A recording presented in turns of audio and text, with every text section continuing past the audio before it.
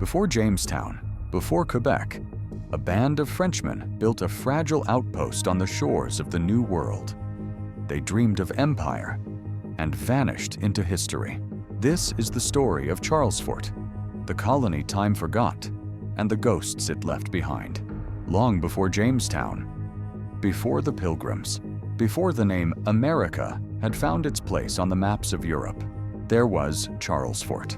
In the spring of 1562, nearly half a century before England established its first successful settlement in the New World, a small group of Frenchmen landed on the shores of what is now South Carolina. They built a wooden fort, raised the flag of France, named the site Charlesfort, after their young king, Charles IX. And then they vanished. No plaques, no pilgrimages, no national holidays. Charlesfort faded, not just from the land, but from memory. Overshadowed by the drama of Jamestown and Plymouth, it became a ghost of history, mentioned in passing, if at all. A forgotten prologue to a story we thought we already knew. But the question remains, why was Charlesfort lost? And why was it forgotten? To answer that, we have to go back not to America, but to Europe, a continent convulsing with ambition, religion, and war. By the mid-1500s, Spain and Portugal had carved up the globe.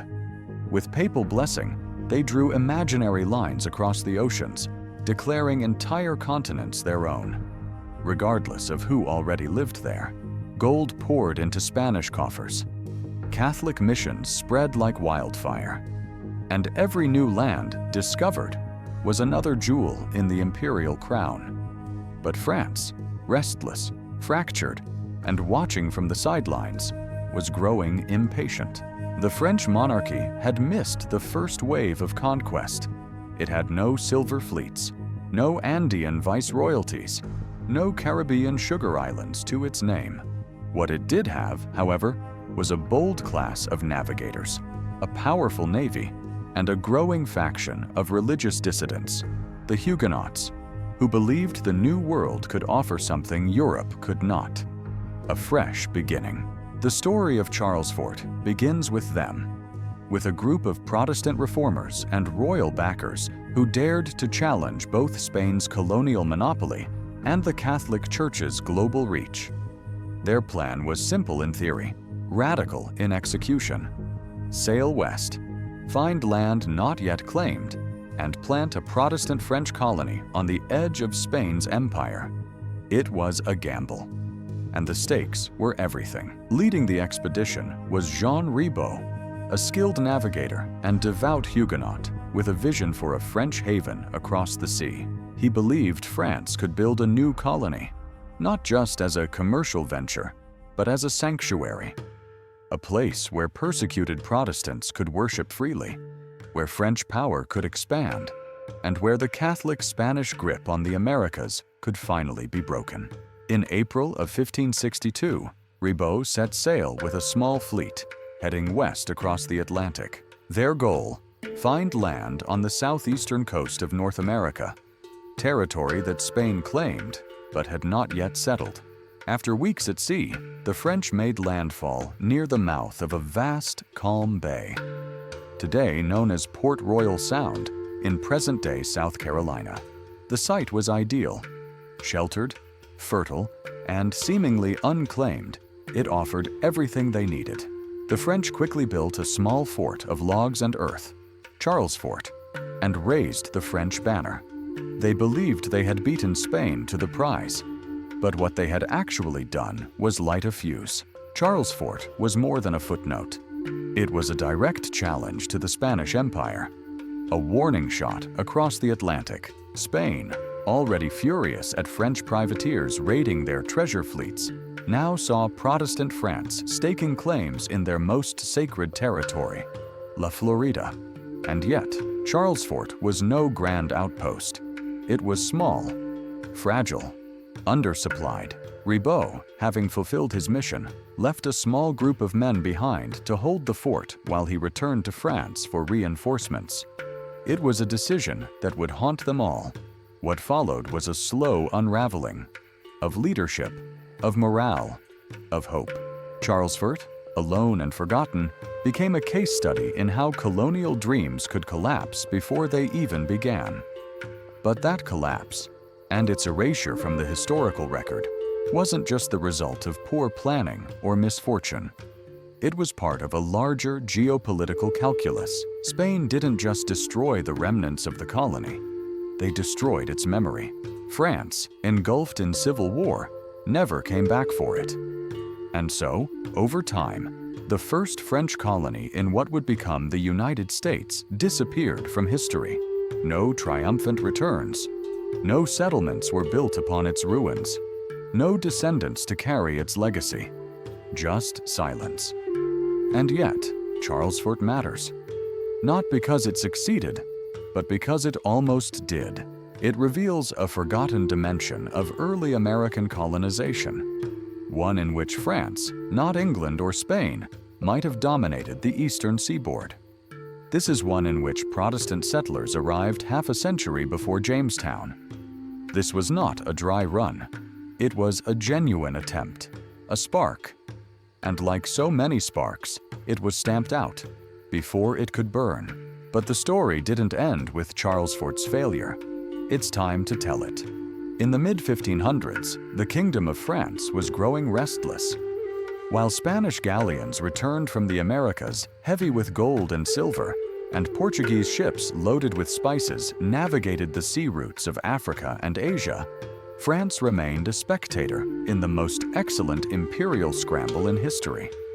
They had ships, they had ambition, but they lacked one thing: a foothold. Spain and Portugal had divided the globe with the Treaty of Tordesillas in 1494, drawing an imaginary line across the Atlantic and claiming the world in the name of God and the crown.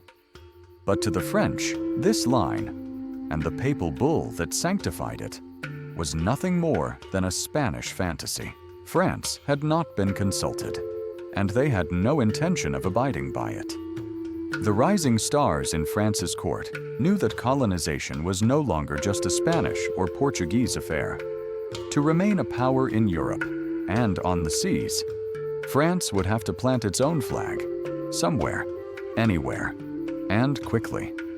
But colonization, for France, wasn't just about treasure or territory. It was also about faith. By the 1550s, France was no longer a united Catholic nation. The Protestant Reformation had spread across Europe like wildfire, and France had caught flame. Millions of French men and women had embraced the teachings of John Calvin, becoming Huguenots, French Protestants who challenged Catholic dogma and papal authority. What followed was a slow spiral into civil war. The French Wars of Religion, which would rage for nearly 4 decades, turned cities into battlegrounds and pitted neighbor against neighbor. Protestants were persecuted, hunted, and exiled. Catholic mobs stormed Huguenot churches. Huguenots responded with uprisings. France was tearing itself apart. But amid the violence, a vision emerged. If France could not be united in faith at home, perhaps it could find peace abroad. Enter Admiral Gaspard de Coligny, a powerful nobleman, devout Protestant, and one of the most influential voices at court. He saw colonization not just as a national necessity, but as a spiritual mission. Coligny believed that the New World could offer the Huguenots a refuge. In this place, they could worship freely, build a society guided by their values, and expand the French presence without fear of persecution. But his vision was also strategic. If France could establish a colony in the Americas, particularly in the southeast, along the Atlantic coast, it would challenge Spain's monopoly on the region. It would provide a naval base, a staging ground for trade and exploration, and a powerful symbol that France was ready to compete. He knew it would provoke Spain. That was the point. To lead this mission, Coligny turned to a trusted ally, Jean Ribaut, a skilled navigator, experienced mariner, and fellow Huguenot. Ribaut had both the courage and the conviction to cross the Atlantic and claim land in the name of France, and in defiance of Rome. In 1562, With royal approval from the young King Charles IX, Ribault set sail from Le Havre with 2 ships and around 150 men, a mix of soldiers, sailors, craftsmen, and colonists. The orders were clear: establish a French presence in the New World, find land unoccupied by the Spanish, build a fort, plant the flag, make it permanent. But beneath the surface, the mission carried deeper tensions. Though officially sanctioned by the monarchy, the expedition was closely tied to Protestant networks, an uncomfortable truth for a still Catholic court. Should the colony succeed, it would become a symbol of Huguenot legitimacy. Should it fail, it would be an embarrassment to the crown. And so, while outwardly united, the French court sent Ribault off with one eye on glory and one on damage control. It was a fragile balance, and it would not hold for long. But for now, Ribault and his men were on their way, sailing west toward the unknown, chasing a vision born from both desperation and belief. They didn't know what they would find. They didn't know if the Spanish would challenge them. They didn't know if France would remember them. But they believed, perhaps naively, that the future of France could be built across the sea. What they were about to build was Charlesfort, and what they were about to face was isolation. It began with a prayer. Before the sails were raised, before the Atlantic winds caught the canvas, Jean Ribault gathered his men on the deck of his lead ship. The sun had not yet risen over Le Havre. The harbor was quiet, but the tension was heavy in the cold spring air. For many of these men, the voyage ahead was not just a journey. It was an escape from persecution, from poverty, from war. And for the Huguenots among them, it was a passage toward something more profound, a promised land, far from the reach of Catholic kings and inquisitions. In April 1562, Ribault's 2 ships slipped out of port and into the open Atlantic, bound for a continent still barely understood. They carried roughly 150 men, a mix of soldiers, sailors, craftsmen, and a few younger nobles. Notably, there were no women, no families. This was not yet a colony. It was a beachhead. Their mission: find unclaimed land, build a fort, and lay the groundwork for a permanent French presence in the New World. But the journey was perilous from the start. Storms lashed the convoy as it made its way past the Canary Islands and into the open ocean. Supplies had to be rationed. Morale faltered. Some of the men, never having sailed before, were racked with seasickness and fear. Ribault, experienced and calm, held his course. His confidence was contagious. He had studied maps, listened to the accounts of previous French explorers like Verrazzano, and believed that a safe harbor could be found somewhere north of the Spanish-held territories in Florida. After over a month at sea, land finally appeared on the horizon.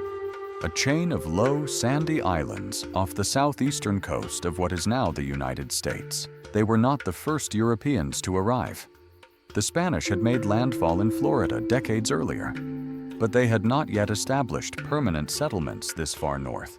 Ribault believed he had found a gap in the Spanish net, and he was ready to fill it. The French sailed into a deep, calm bay, Port Royal Sound, on the coast of present-day South Carolina. The waters were warm. The land is fertile. The shoreline teemed with game.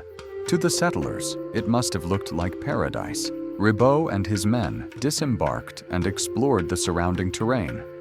They encountered local Native American groups, likely members of the Orista or Esquimaux tribes, who watched the French with curiosity but not immediate hostility.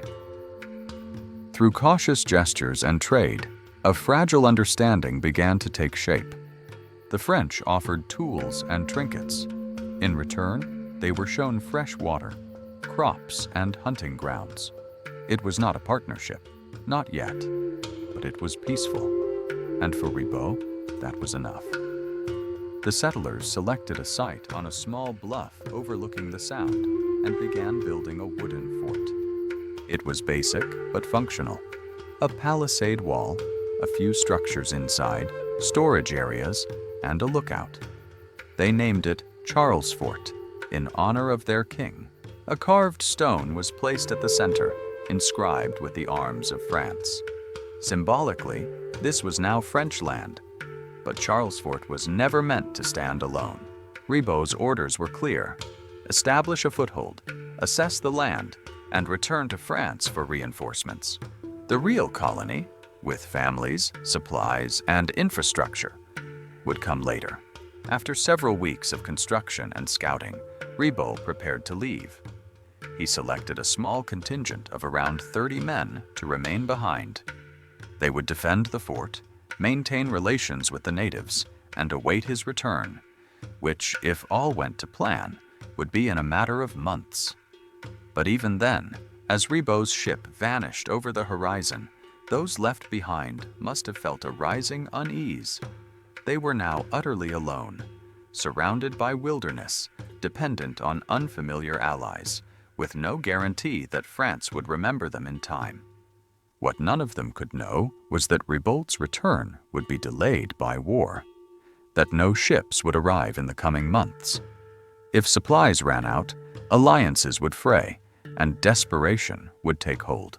For now, though, the men of Charlesfort stood by the sea and watched the last traces of sail disappear into the Atlantic mist. They had crossed the ocean. They had built the first French outpost in North America. They had planted their flag. But they had also been left behind, with no clear path forward and no way home. What followed in the coming months would test every assumption they had brought with them, about land, about empire, and about survival. The fort rose slowly from the earth. Timbers were hacked from the surrounding forest, walls lashed together with rope and tar. No blueprint, no city plan, just 30 men, tired, wary, and thousands of miles from home, driven by hope, obligation, and fear. This was Charlesfort, France's first footprint in what would one day be the United States. It was little more than a palisade, a triangle of wooden stakes on a grassy bluff overlooking the calm waters of Port Royal Sound. But in the minds of its builders, it represented something far greater, a nation's claim, a foothold in Spain's backyard, and a new world for the Huguenot cause.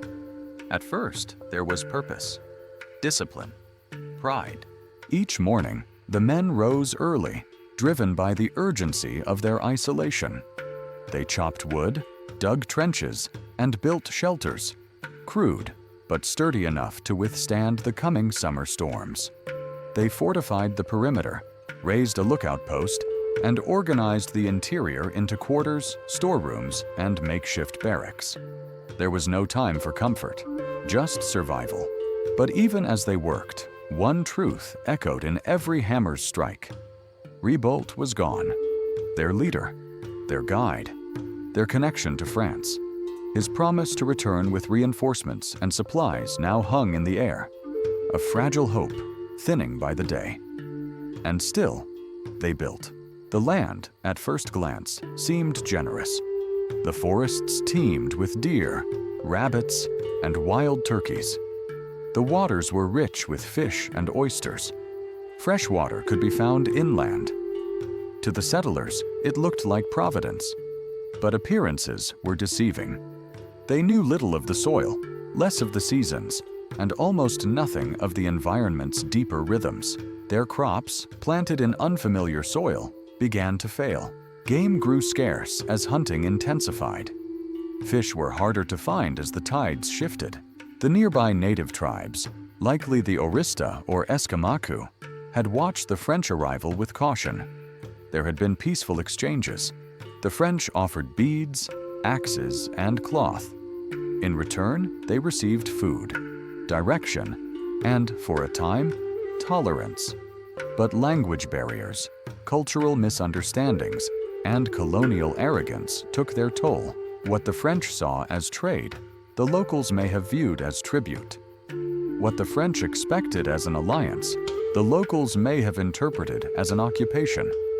The settlers, cut off, increasingly desperate, began to rely too heavily on their indigenous neighbors. Requests for food turned into demands. Gifts were no longer offered with humility, but with expectation. Tension simmered. The welcome began to fade. Inside the walls of Charlesfort, a different kind of storm was brewing.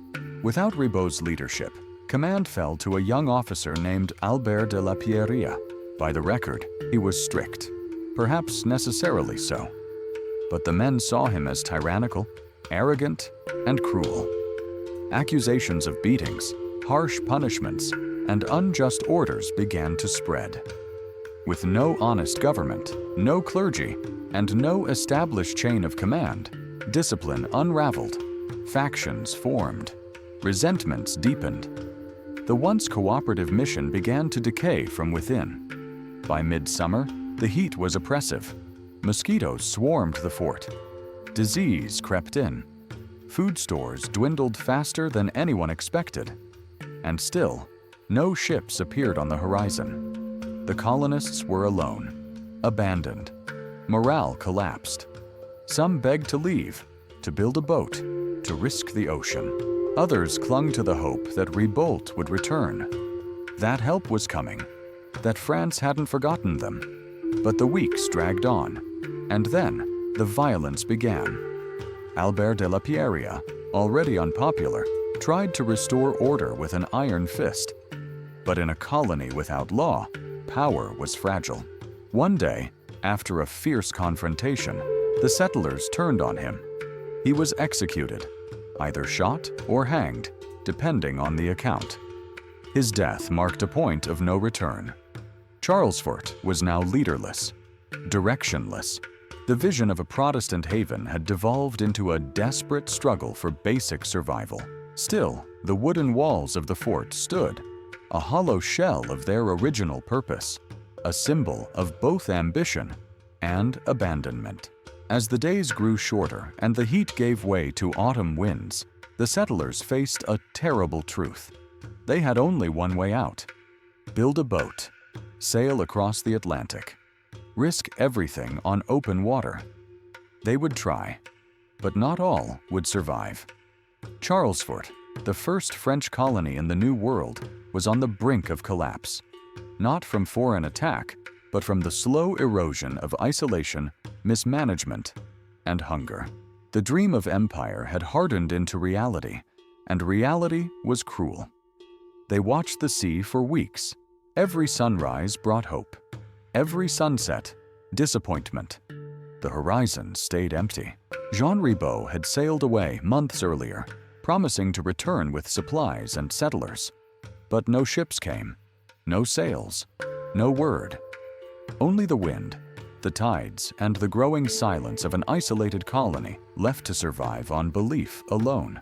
Charlesfort was never meant to be permanent.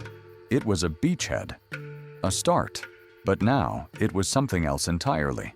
A wooden cage, trapping its 27 remaining inhabitants in a land they didn't understand, surrounded by people they didn't fully trust, and increasingly unsure whether France even remembered them at all. At first, they waited. They rationed what food remained. They patched the walls. They kept their watch. The forest and waters around Port Royal Sound still offered game and fish, but only enough to delay the inevitable. Crops had failed. Salt spoiled the stored meat. Insects took the rest. The sweltering Carolina summer gave way to storms, relentless sheets of rain, and the looming threat of disease. Mosquitoes multiplied. Fevers spread. Wounds festered. There was no medicine, no doctor, no priest, no leadership. Since the execution of Albert de la Pierria, the command had fractured. The remaining settlers organized themselves as best they could, but authority was slippery in a place where survival had become the only law. Hunger changed everything. Disagreements became arguments. Arguments turned into fights. Friendships dissolved into suspicion. Accusations of hoarding, theft, and betrayal circulated within the palisade. And outside the walls, their fragile relationship with local native tribes began to fray. In the early days, the French had traded peacefully with their neighbors, exchanging tools and cloth for maize, fish, and meat. But as desperation set in, the French demands grew more frequent, more aggressive. They no longer offered trade, only expectation.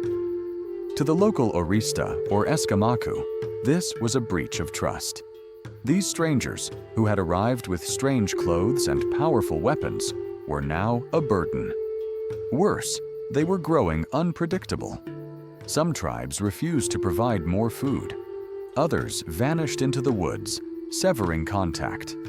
And with winter approaching, they had little incentive to share their own limited stores with desperate foreigners who had offered nothing in return. The men of Charlesfort were truly alone now, surrounded by forest, encircled by water, abandoned by their homeland, and divided among themselves. Then, the last resort took shape. If no one were coming to rescue them, they would rescue themselves. They would build a boat. It was a mad idea to cross the Atlantic in a makeshift vessel crafted from native pine, using salvaged nails and torn canvas sails. But madness was better than death. They began scavenging the fort for materials, tearing down shelters, melting iron tools into nails, even using their own shirts as sailcloth. The hull was clumsy, leaky, barely seaworthy. But it was a chance. They packed what little food they had, acorns, roots, rainwater in clay pots, and pushed off from the shore where Ribault had once landed, now hoping to find their way home in reverse. What followed was one of the most desperate journeys in the early history of colonization. They drifted east, hoping to catch the Gulf Stream. But the wind was merciless. The boat began to take on water. Supplies ran out within days. Starvation set in, then thirst, and then something darker. According to later accounts, written by survivors, some of the men died at sea. Others may have been killed.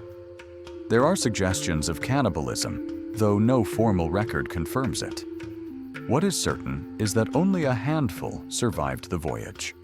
They were eventually rescued, weak, starving, delirious, by an English vessel off the coast of Europe. They told their story and were quietly returned to France. Of the original settlers of Charlesfort, most were dead. Back in the New World, the fort stood empty, silent and rotting in the coastal air. The forests slowly crept back in. Vines reclaimed the paths. The carved stone bearing the name of King Charles was left to weather under the southern sun. No French ships would return for years. France, consumed by religious civil war, had neither the resources nor the unity to resume its colonial ambitions. Ribault, now entangled in conflict and politics back home, was unable to fulfill his promises. Admiral Coligny had lost influence at court, and the dream of a Protestant haven in the New World had vanished like mist over the Atlantic. Charlesfort had become what all failed colonies become, a cautionary tale. But for a brief moment, it had been something more, a test, a vision, a human experiment in a land not yet claimed, not yet written, not yet divided by the flags of empires. The settlers believed they were founding a new France. Instead, they were buried by its silence. By late summer, Charlesfort was no longer a colony. It was a prison. The wooden palisades, once symbols of France's foothold in the New World, had become barricades, holding in hunger, hopelessness, and a crew of men unraveling by the day. No reinforcements, no news from France, no ships on the horizon, just trees, water, silence, and each other. Without Jean Ribault or a functioning chain of command, discipline had eroded into chaos. The man left in charge, Albert de la Pierria, had tried to enforce order through force, strict rules, hard labor, and corporal punishment. But his authority wasn't earned. It was imposed, and in the crucible of isolation, his rigidity became a death sentence. Tensions boiled over. The men, starving and sick, accused La Pierria of tyranny. When he refused to relent, they mutinied. According to later accounts, he was executed by his own men, either shot or hanged, depending on the source. His death marked the final collapse of Charlesfort's fragile structure. There was now no leader, no hierarchy, no order, only survivors, trapped in a failing outpost, with no more illusions about rescue. Desperation does strange things to people. Some settlers spoke of building a raft, heading south to seek Spanish settlements, a suicidal proposition, considering Spain's hostility to any French incursion in La Florida. Others suggested attempting to live off the land indefinitely, but that too was folly. The colonists were soldiers and sailors, not farmers or frontiersmen. They lacked the knowledge, the tools, and now the will. Then one idea took hold. They would build a boat, not a raft, not a skiff, a real vessel, large enough to cross the Atlantic. It was wild, but it was also the only option left. Piece by piece, the settlers began to dismantle their own fort. The timbers of their shelters became the frame. Nails were forged from melted down iron tools. Their clothes, soaked in animal fat and patched with canvas, were turned into sails. They worked in silence, gaunt from hunger, faces burned by the southern sun. Every blow of a hammer was a prayer, every knot tied with trembling hands. By the time the vessel was complete, it was little more than a floating coffin. But it would have to do. They packed what little food they had, mostly roots, acorns, and smoked meat. They collected rainwater in clay pots and gourds. They loaded the makeshift ship with desperation and nothing else. In late autumn, with the tide high and wind uncertain, they pushed off. No maps, no compass, no backup. Just a vague hope that the Gulf Stream might carry them east. The voyage was a nightmare. Within days, their water supply began to spoil. Food ran out shortly after. The ocean was not gentle. Storms battered the hull. Waves split the seams. Sickness took hold. And then, hunger. Men began to die, one by one. Quietly at first, then violently. The details are murky, filtered through the accounts of a few survivors who made it back to Europe. But one thing is clear. The survivors resorted to cannibalism. They had no choice. The dead were not buried at sea. They were used to keep the living alive. It was the darkest possible end to an expedition that had once been wrapped in hope, purpose, and faith. Eventually, miraculously, the wreckage of their vessel was sighted by an English ship patrolling near the English Channel. The few remaining survivors, skeletal and delirious, were pulled aboard, questioned, and eventually returned to France. They had crossed the ocean in a boat held together by desperation and grief. Back in France, their story made little impact. The country was now descending into civil war. Protestants and Catholics were burning each other's towns. No one cared about a failed colony across the sea. Charlesfort was abandoned. Its survivors scattered.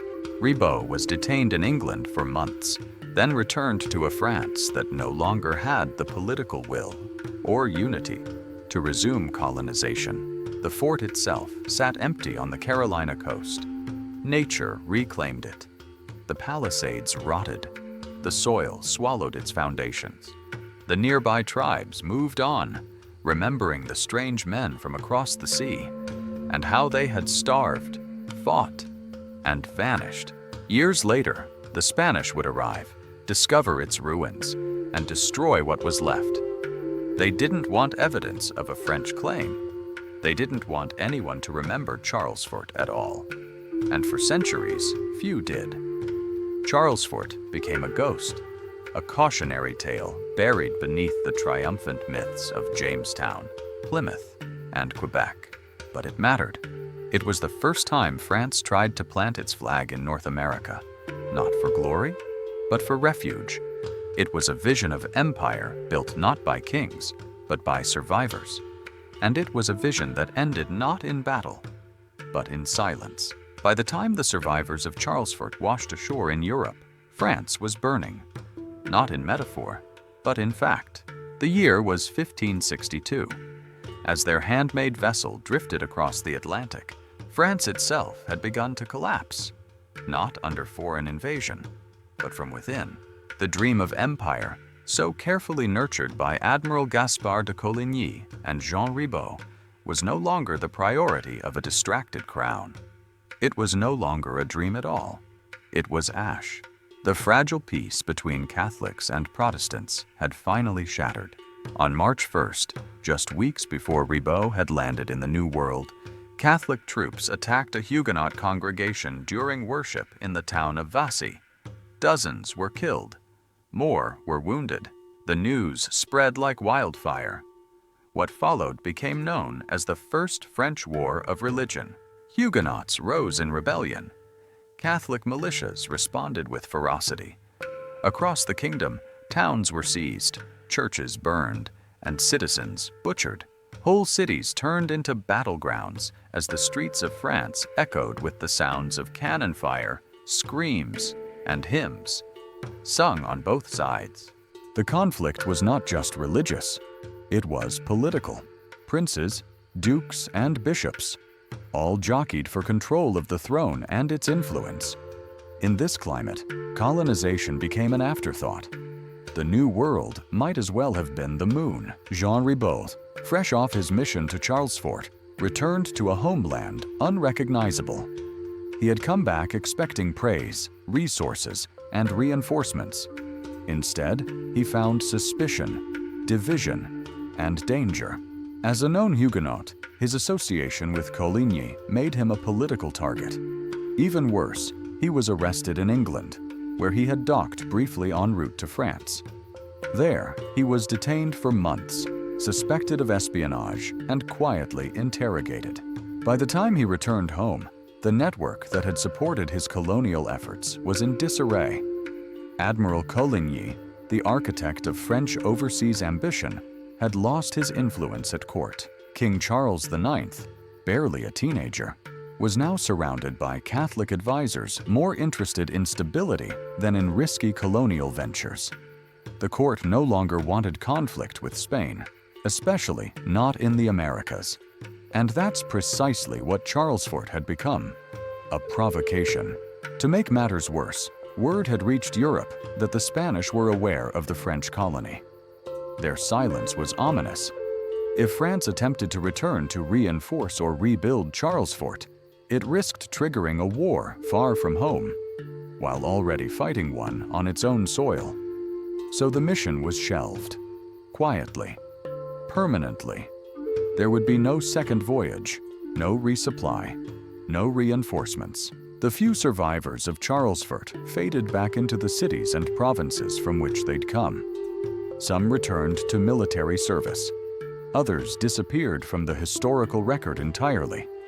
Their suffering, their voyage, their near miraculous survival, all lost amid the roar of civil war. In this chaos, the colony itself was forgotten. There would be no monuments, no compensation, no public recognition, just silence. The official story of France's colonial ambitions moved on, skipping Charlesfort and jumping forward to Fort Caroline, established in 1564 near present-day Jacksonville, Florida. It was built by another group of French Protestants under the command of René Goulain de Laudonnière, a former officer from Ribault's original expedition. But even that settlement would meet a grim fate. Destroyed by the Spanish just a year later in a bloody massacre. Once again, France's attempt to stake its claim in the New World was crushed, not by nature, but by politics and power. And yet, the failure of Charlesfort wasn't just a military or colonial loss. It was a symbol of something more profound, the fragility of idealism in a world ruled by realpolitik. For Coligny, Charlesfort had been a vision, a refuge for his fellow Huguenots, a place where faith and freedom could coexist far from Europe's sectarian fires. For Ribaut, it had been a mission, a chance to lead, to serve God and crown, to plant France's flag on unclaimed soil. For the settlers, it had been hope, a way out of persecution, poverty, or war. But for France's ruling elite, it had become an inconvenience. And so, it was buried. Not physically.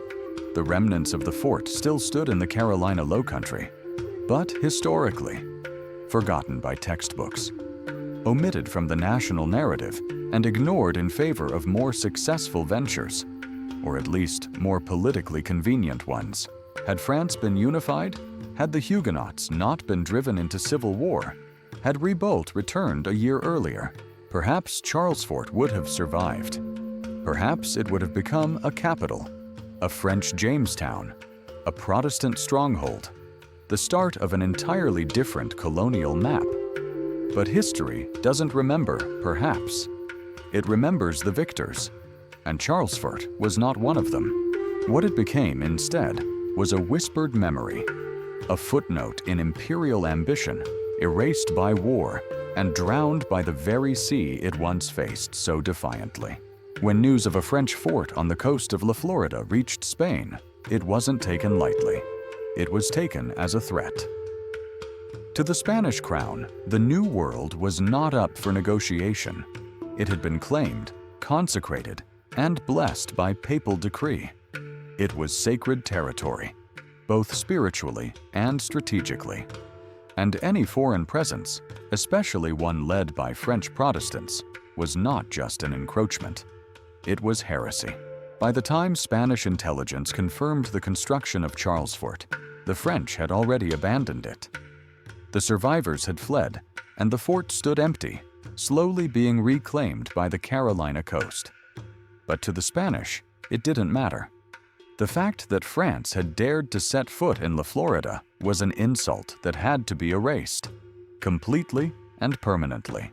In 1564, 2 years after Charlesfort's collapse, the French returned, this time farther south, and founded Fort Caroline near present-day Jacksonville, Florida. It was a larger, better-planned colony, again backed by Admiral Coligny, and again mainly settled by Huguenots. But the Spanish saw it for what it was, a continuation of the Charlesfort experiment, an escalation.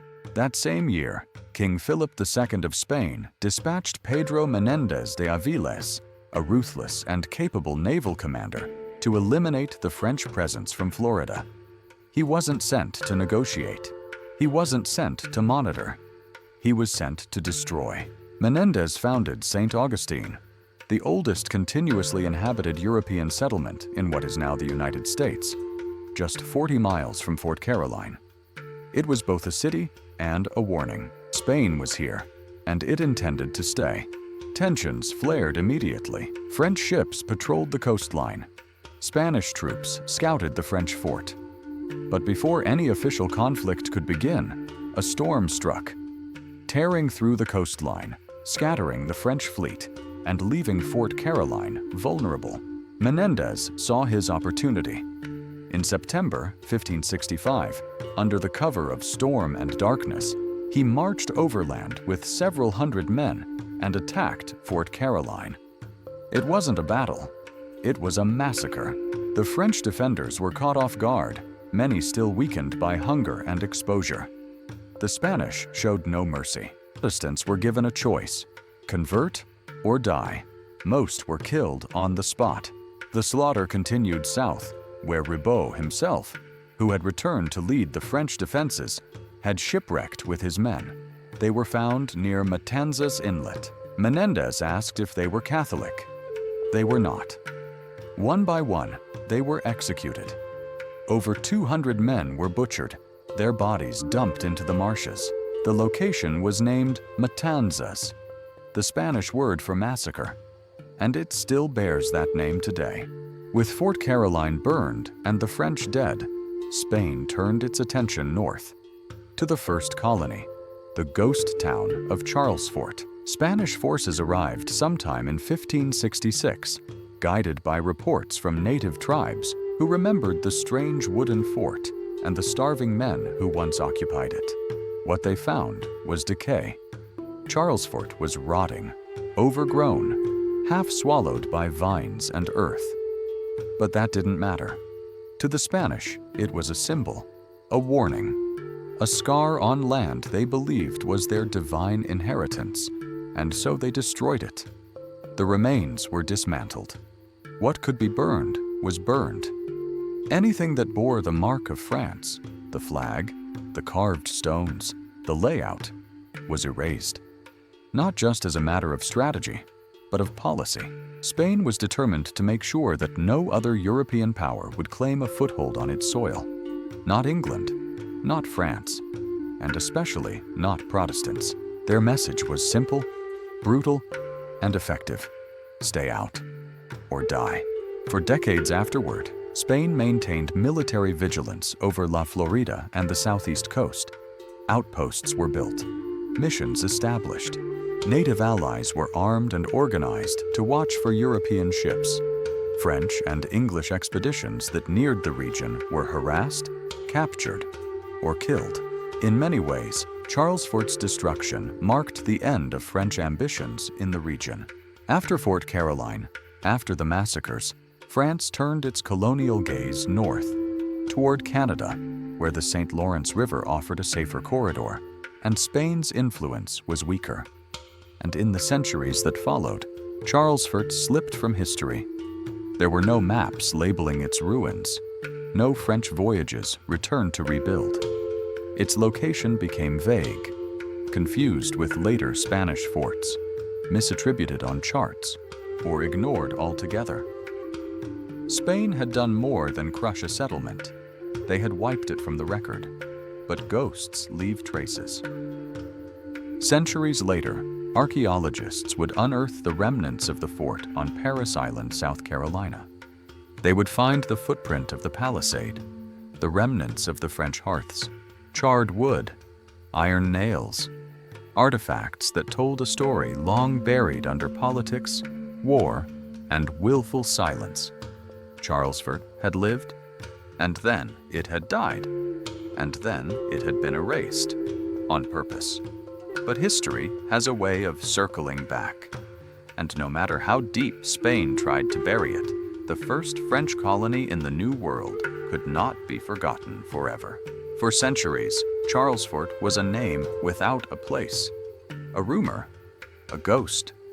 No stones marked its boundaries, no ruins stood tall in the trees. It was not listed on school maps or taught in history classes. While Jamestown and Plymouth were celebrated as foundational, Charlesfort remained little more than a footnote, if it was mentioned at all. And yet, it had happened. The records were there, scattered like breadcrumbs through old French journals, Spanish dispatches, and English reports. They told of a fort built in 1562 on a southern bay by a group of French Protestants seeking refuge and empire. They said of abandonment, starvation, mutiny, and erasure. But they didn't say where. For centuries, the actual location of Charlesfort was lost to time, mistaken for other sites, misattributed on early maps and confused with nearby Spanish forts like Santa Elena, which came later and occupied a similar area. And then, slowly, piece by piece, the ghost began to return. The clues pointed toward Parris Island, a low, marshy island in what is now Beaufort County, South Carolina. It had long been known as the site of early Spanish activity, including the short-lived capital of Santa Elena. But beneath the layers of history, something older lay buried. In the early 20th century, historians began re-examining accounts from Jean Ribault's Voyage and the later Spanish expeditions. Descriptions of the harbor, the nearby islands, and the native villages all began to align with the geography of Port Royal Sound. Still, physical proof was elusive. Then came archaeology. In the 1990s and early 2000s, teams of researchers, including those from the South Carolina Institute of Archaeology and Anthropology, conducted systematic excavations on Parris Island. What they found changed the story. Post holes, charcoal layers, French-style ceramic shards, iron tools, brass trade goods, a triangular fortification pattern consistent with Ribault's own descriptions. And most significantly, there are artifacts datable to the early 1560s, years before the Spanish arrived. Layer by layer, the evidence built a case that could no longer be ignored. Charlesfort had been found. It hadn't vanished. It had been buried by time, by Spanish destruction, and by the centuries of vegetation and silence that followed. But its rediscovery raised new questions.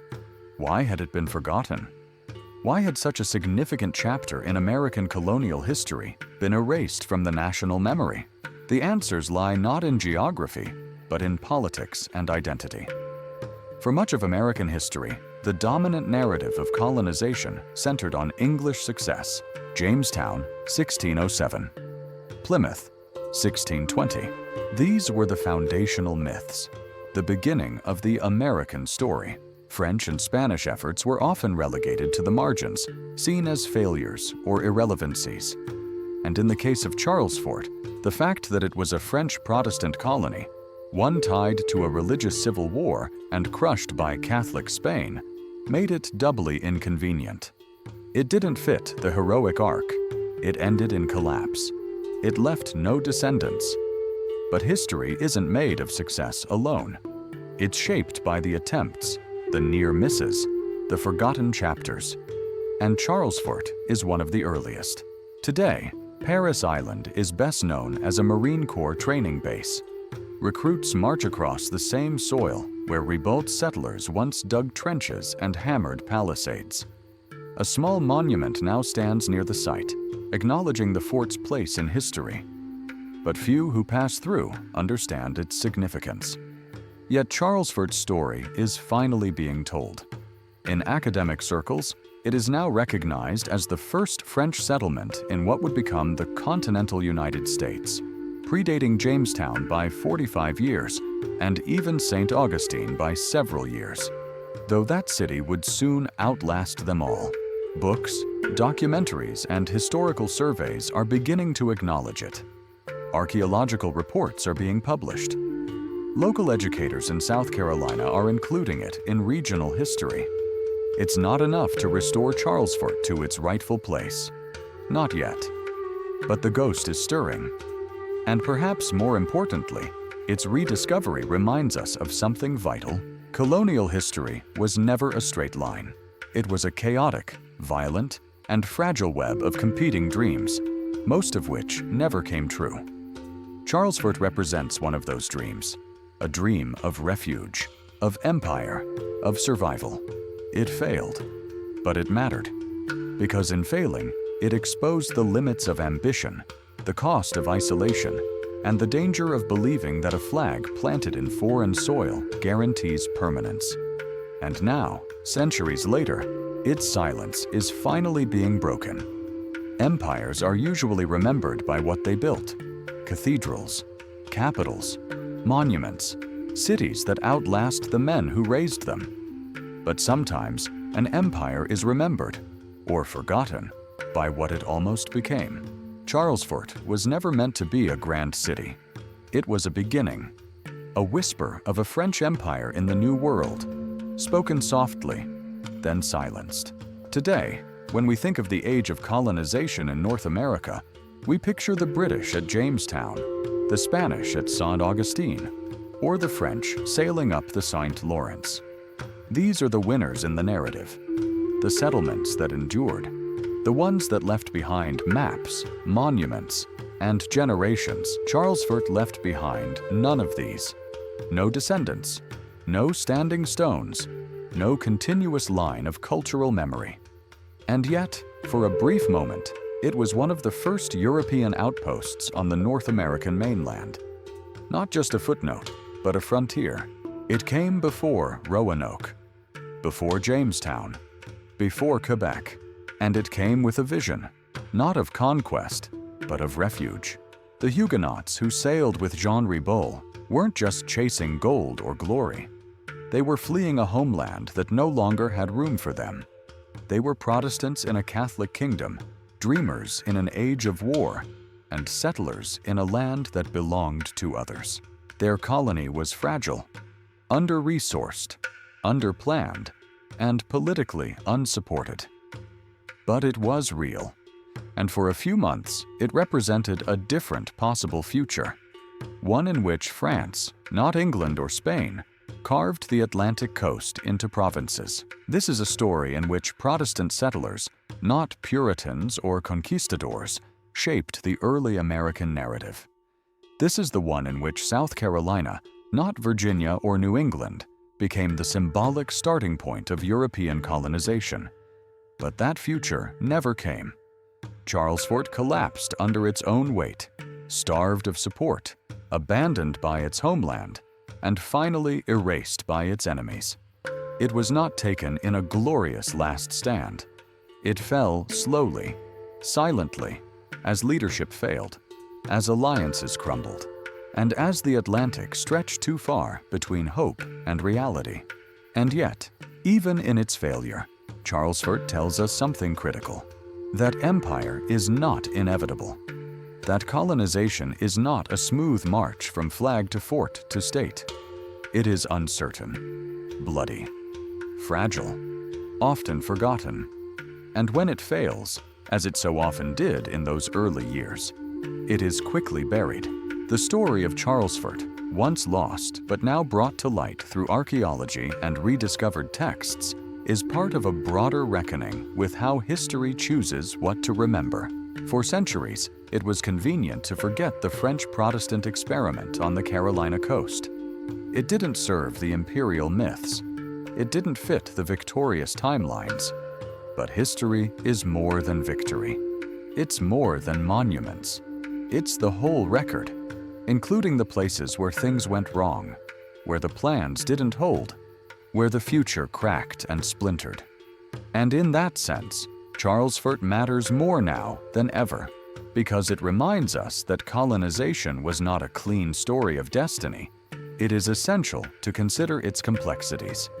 It was a chaotic gamble, often made by people with little power who were reaching for something better.